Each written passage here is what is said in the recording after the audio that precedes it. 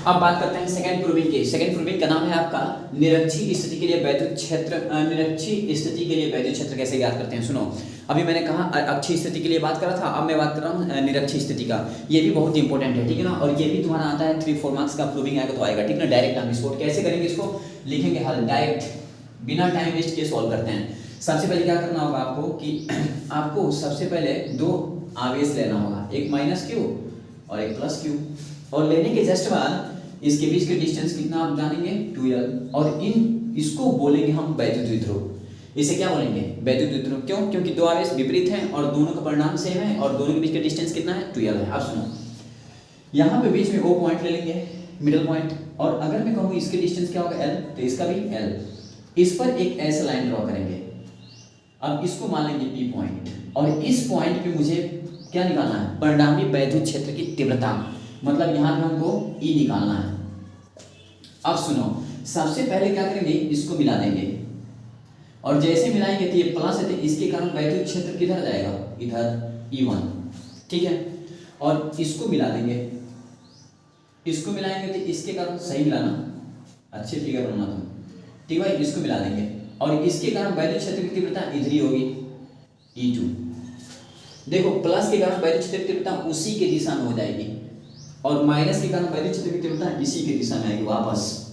अब सुनो, ये हो गया तुम्हारा E2 और ये होगा तुम्हारा E1। और हम क्या करेंगे, एक मान लिया रिजल्टेंट इस पे निकाल रहे हैं तो एक लाइन से ड्रॉ करेंगे, ये तुम्हारा है रिजल्टेंट। इसको मिला दो ऐसे और इनके बीच का डिस्टेंस मान लो, इनसे बीच का एंगल मान लिया थीटा, तो ये भी थीटा। और अगर ये थीटा माना हो तो ये तुम्हारा थीटा।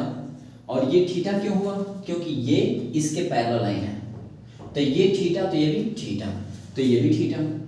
अगर ये थीटा और ये थीटा तो पूरा कितना हो गया 2 थीटा, तो ये पूरा हो जाएगा तुम्हारा 2 थीटा। ओके, अब सुनो, ये तुम्हारा क्या है, परिणामी वैद्युत क्षेत्र की तीव्रता। इतना फिगर तुम्हें ड्रॉ करना होगा बोर्ड में। इतना ड्रॉ करने के जस्ट बाद अब क्या करना है, अब आगे करना क्या है कि प्लस क्यू के कारण वैद्युत क्षेत्र क्या है E1। तो पहले लिखेंगे, माना लिख लेंगे, माना एक वैद्युत द्विध्रुव आपका 2l है, वैद्युत द्विध्रुव है, प्लस क्यू माइनस क्यू, बीच की डिस्टेंस 2l, वैद्युत द्विध्रुव है। निरक्षीय स्थिति में आपको P बिंदु पर क्या निकालना है, वैद्युत क्षेत्र की तीव्रता निकालना है। ये सब लिख लोगे, टिक। लिखने के जस्ट बाद अब यहाँ से मेन स्टेप आता है। अगर वो सब नहीं भी लिखोगे, यहाँ से लिखोगे तो भी मार्क्स उतना ही मिलेंगे। अब सुनो, लिखोगे यहाँ पे प्लस क्यू आवेश के कारण, क्यू आवेश के कारण बिंदु P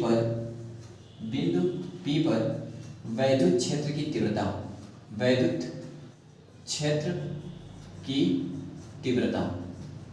अब वैद्युत क्षेत्र की तीव्रता क्या होगी आपका, तो E1 इक्वल टू ये हो जाएगा 1/4 पाई एप्सिलॉन नॉट और यहाँ पे हो जाएगा आपका Q बाय।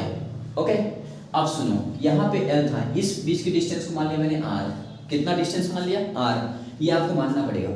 और अगर ये R है, ये L है, तो यहाँ 90 डिग्री बनेगा और इसमें लगा दो PGT। और जैसे PGT लगाओ तो ये हो जाएगा √R² प्लस L²। ओके, और जितना ये होगा उतना ही ये हो जाएगा √R² प्लस L²।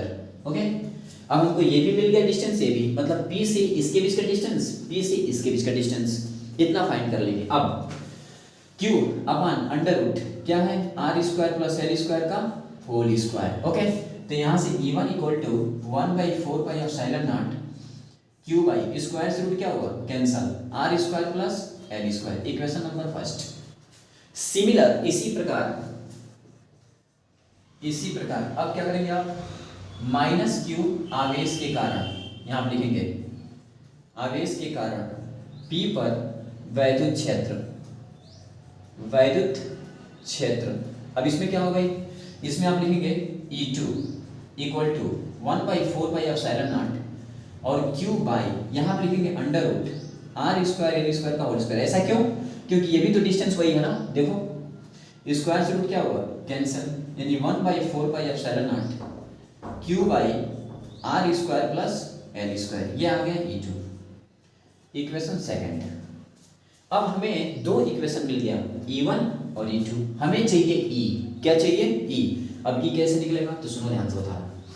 E निकालने के लिए आप लोग पढ़ोगे परिणामी वैद्युत क्षेत्र, ये जो E देख रहे हो ये क्या होता है इस कंडीशन में, तो E इक्वल टू होगा under root E1 square plus E2 square plus 2 E1 E2 cos theta. तो P पर परिणामी वैद्युत क्षेत्र अब ये क्या होगा आपका E equal to under root E1 square E2 square 2 E1 E2 और यहाँ पे हो जाएगा cos 2 थीटा। 2 थीटा क्यों? क्योंकि इनके बीच का डिस्टेंस एंगल कितना है 2 थीटा, इसलिए यहाँ पे हो गया 2 थीटा। ये होता है परिणामी। अब इसके आगे क्या होगा इतना स्क्रीनशॉट लो, फिर बता रहा हूँ जस्ट। अब आगे क्या होगा इसको देखो बता रहा हूँ यहाँ से E equal to under root E1 square plus E2 square plus 2 E1 E2 cos 2 theta. ये तो था। अब सुनो इस केस में क्या होगा आप देखोगे, इसके पहले ऊपर अभी लिखा था मैंने, उसमें देखना जो इक्वेशन फर्स्ट था और इक्वेशन सेकंड E1 जो था और E2 दोनों इक्वल था। जितना E1 था ना उतना ही E2 आया था। E2 भी कितना आया था 1/4 Q by R square plus L square, यानी इस केस में E1 इक्वल टू E2 था। देखना जो दो इक्वेशन बनाया था ना फर्स्ट और सेकंड दोनों ये तो था, और इन दोनों इक्वेशन में क्या था E1 इक्वल टू E2, जो वैल्यू इसकी वही वैल्यू इसकी।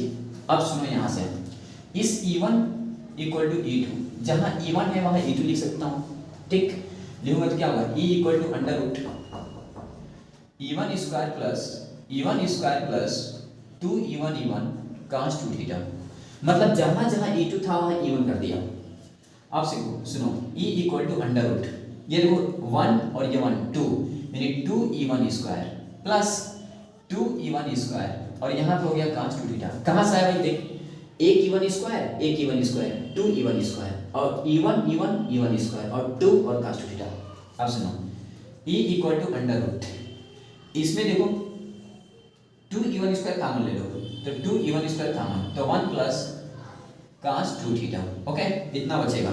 अब सुनो यहाँ से E equal to under root ये 2 E1 स्क्वायर, जब जिंदगी में कभी भी 1 के साथ cos 2 थीटा आता है इन दिस केस, इस केस में इस 1 को हटाना चाहिए और इसको हटाने के लिए cos 2 थीटा का फार्मूला आना चाहिए, और इसके लिए आपको रिमेंबर करना पड़ेगा ये formula cos 2 theta equal to 2 cos square theta minus 1।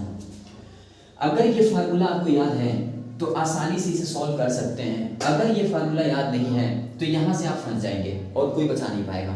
अब क्या करेंगे यहाँ पर रखिए ना, तो 2 cos स्क्वायर थीटा माइनस 1 1 क्या होगा कैंसिल, अंडर रूट ये हो गया 2 E1 स्क्वायर और ये कितना बचा 2 cos स्क्वायर थीटा। अब सुनो 2 2 जा 4, यानी इसे मैं लिख सकता हूँ 2 square E1 square cos square theta और ये E। अच्छा बताओ स्क्वायर से रूट क्या होगा कैंसिल, यानी यहाँ हो गया E equal to 2 E1 cos theta, यानी एक E परिणामी हमको ये मिला। अब ये मिला मुझे तो अब मुझे क्या करना चाहिए, तो अगेन अब E1 का मान मुझे पता है, ये इसको लाकर यहाँ रखना चाहिए और cos थीटा का मान निकालना पड़ेगा। तो यहाँ देखो cos थीटा ना, तो निकालो cos थीटा इक्वल टू क्या होता है आधार बटे कण, cos थीटा इक्वल टू आधार और बटे कण। आधार कितना है L और कण कितना है under root R square plus L square. तो हमको cos थीटा का मान मिल गया, ये यहाँ रखना है, यानी cos थीटा का मान ये यहाँ रखना है, यहाँ से निकाला मैंने, और E1 का मान ये यहाँ रखना है, और जैसे रखेंगे हमें परिणामी विद्युत क्षेत्र मिल जाएगा। इतना स्क्रीनशॉट लो। ओके चलो अब आगे बता रहा हूँ, इसके आगे ये रफ कर रहा हूँ ठीक। अब यहाँ रखो, देखो रख रहा हूँ E इक्वल टू 2 E1 का मान ये पूरा रखो 1/4 pi epsilon naught Q by R square plus L square का होल स्क्वायर और होल स्क्वायर और cos थीटा का कितना है L by under root R square plus L square. ये है। अब देखो इसके जगह पे मैं ये रख दिया और इसके जगह पे मैं ये रख दिया। अब सुनना यहाँ से 2L3, इसे मैं क्या लिख सकता हूँ P और बाय, और यहाँ बचा 4 पाई एप्सिलॉन नॉट। अब सुनो ये रख रहा हूँ, यहाँ पे कुछ ऐसा होता है कंडीशन क्रिएट होती है, कौन सा, तो देखो यहाँ देखो R square plus L square और यहाँ देखो under root R square plus L square, दोनों को देखो ध्यान से, अगर मैं दोनों को मल्टीप्लाई कराऊं तो क्या होगा। अब यही लड़के फंसते हैं, जो बायोलॉजी से पढ़ते हैं वो ज़्यादा फंसते हैं। देखो ध्यान से, यहाँ R square plus L square, और इसको मैं लिख सकता हूँ R square plus L square पे 1/2। क्यों, जब स्क्वायर रूट हटता है तो 1/2 लग जाता है। अब सुनो, ये और ये दोनों सेम है, देखो ना, तो इसके पावर कितना है 1 और इसके पावर 1/2।